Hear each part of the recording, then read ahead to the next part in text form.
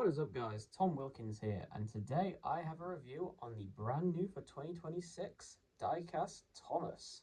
Yep, it's finally time. The new toys have finally started to come out in the UK.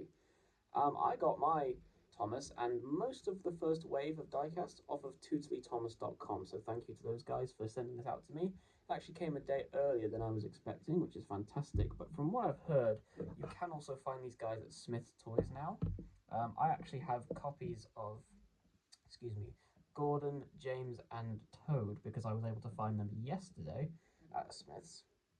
I've got every engine in the first wave except for Thomas and Annie in the big pack. But apparently that is also showing up at Smith's, so hopefully I will have that in my possession soon. But anyway, this is Thomas himself, and first taking a look at the packaging, I am very, very intrigued. First of all, it's a lot thinner than I was expecting. I thought it was going to be the same width as the old packaging is, but it's not. It's actually slightly thinner and a lot taller, which means you do get a very big picture of Thomas here in the corner with his brand new CGI, well, not new CGI model, but certainly his new face, which looks... I'm getting used to it. I still don't know if I'm 100% happy with it. I'm going to talk more about it on the toy when I open it, but this new packaging I am a big fan of. I do like the fact that we've finally updated the style guide after, what, 6 years? And you have the track on the side. It doesn't really relate to anything, but I do like the kind of worn down look it has, as if it's come out of a book. And the background looks nice with the viaduct in the background. Very Ertl-esque, that background. And on the back, I am very happy to say that we have finally started once again getting images of the other characters in the wave. Now, I do have all of these guys, and I will do reviews of these all in the coming weeks. I have a lot to say about some of them, not so much to say about some others, but rest assured I will get my thoughts through as quickly and as concisely as I can. So without further ado, let's go ahead and get this guy opened up. You can find these guys on Tootly Thomas. I can't remember the exact price I paid for them. I think they were £4.50 each.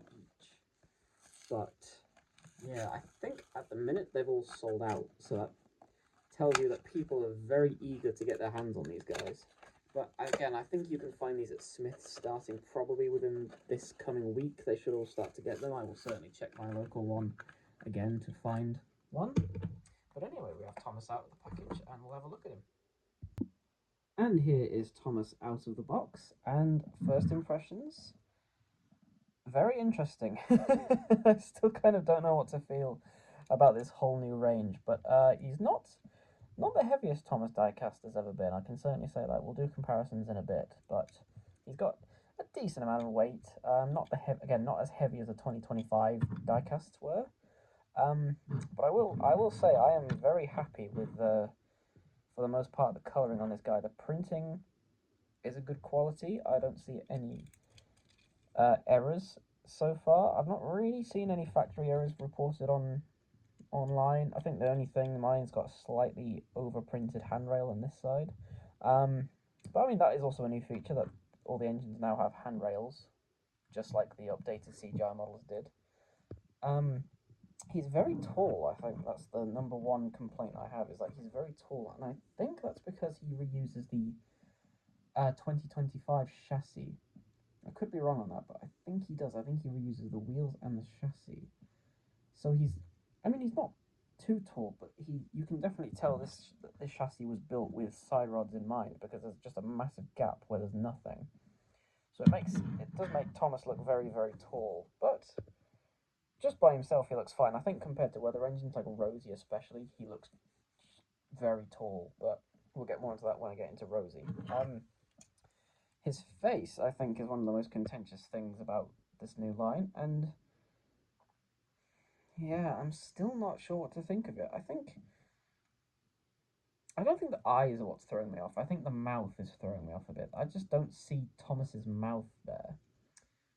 He's also got a fairly flat nose. I don't know if you can see it on camera. His nose is quite flat. It's not completely rounded. It kind of flattens out at the front, which again is not very Thomas-like. He's got a very famously round nose. They seem to be changing the noses on a few characters, like James has a different nose on his new model, which I hate that face, but no.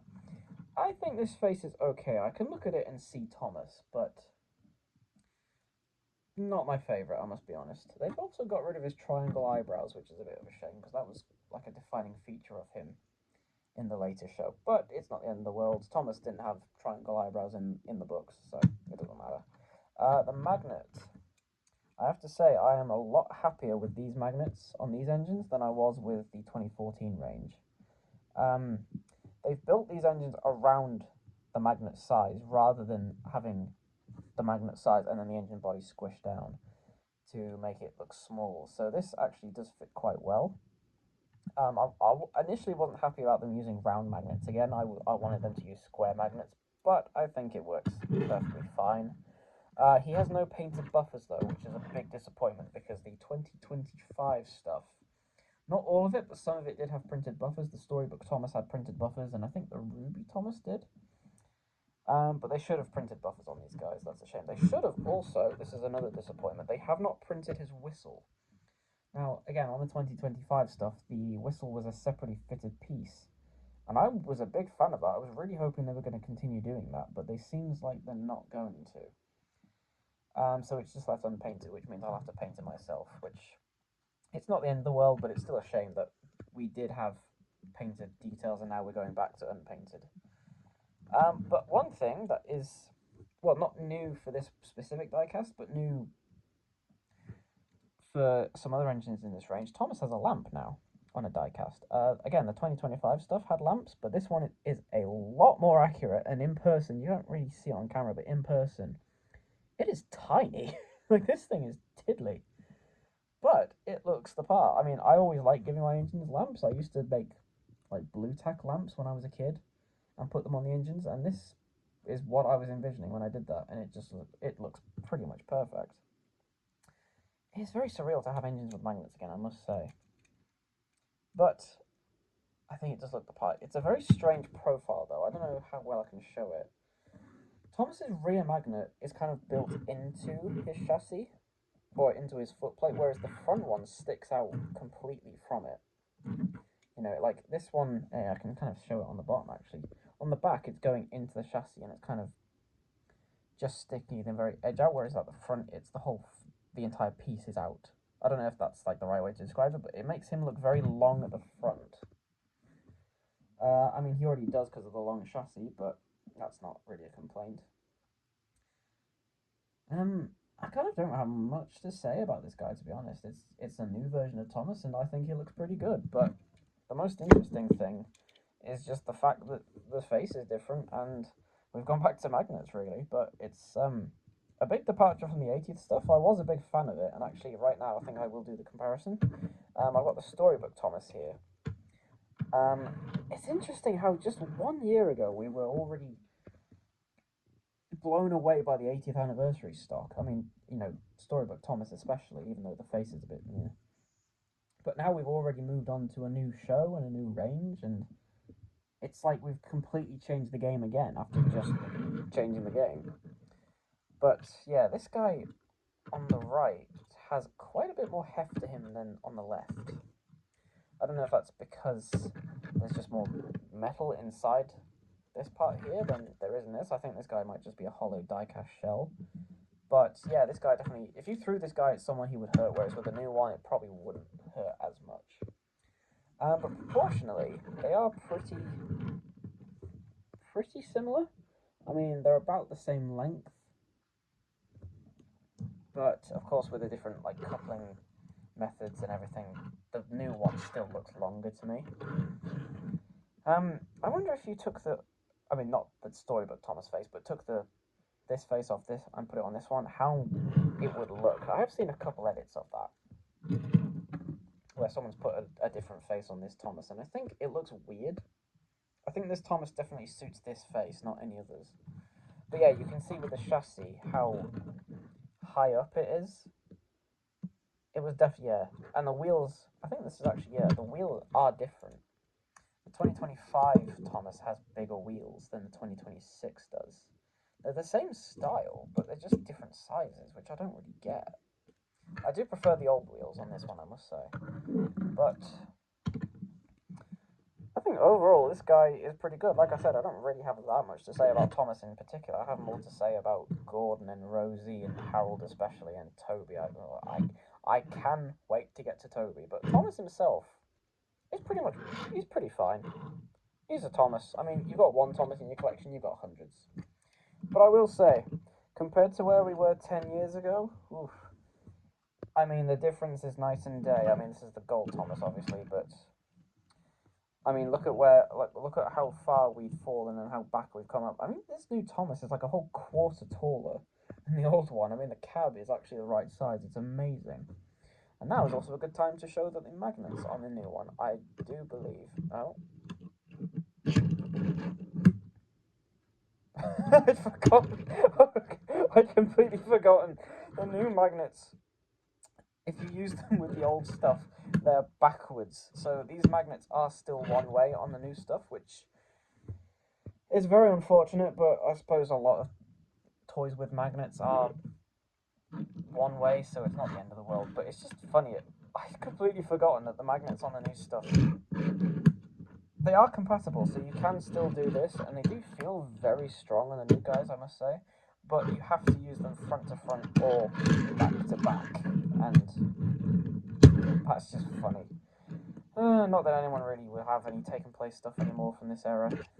Certainly not kids will, so that's not going to be a big issue, but I just thought it was worth pointing out. It's just so interesting the changes that the Thomas range goes through every year. It seems like every 2 years we just get a new range, a new style, something changes, and we end up right back at square one, buying new Thomases, buying new versions. We have new complaints, new praises, and it just kind of goes around in a circle. You can kind of hear in my voice I'm very tired of kind of talking about the same old, but I am excited for this new show, I must say. It's looking interesting, but I've just dropped the box on the floor. We haven't seen anything from this new show apart from that 5-second teaser footage of Thomas going past the camera. And that was in, what, February? March? It's now June, and we still haven't even seen a trailer for this new show. I mean, that's insane. So, I can't speak on the show, how it's going to be, if it'll be any good, if they'll have kid voices, adult voices, if it'll be a musical, if it'll be well animated, if it'll be bad. I can't speak on any of that. I can just speak on the Thomas toy that's in front of me. And in my opinion, well, you're going to get it anyway, let's be honest. There's no point in me saying, oh, there's no point in getting it. I would recommend getting the Diecast single release, though, because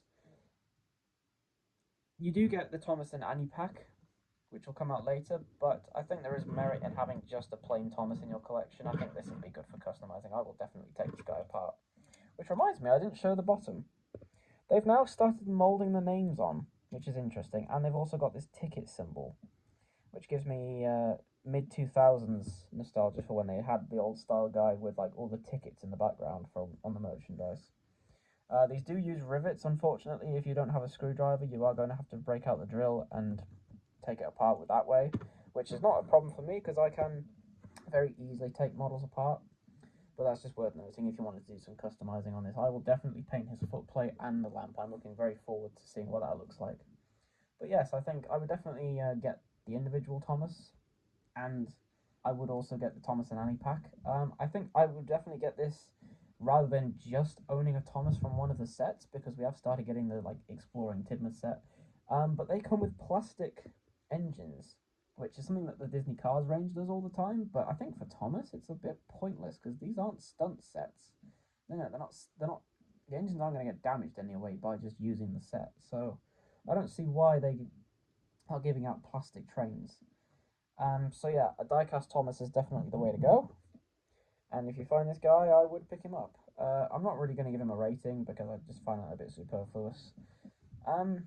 I am looking forward to this new show, basically, is all I have to say, really. And this new Thomas is interesting.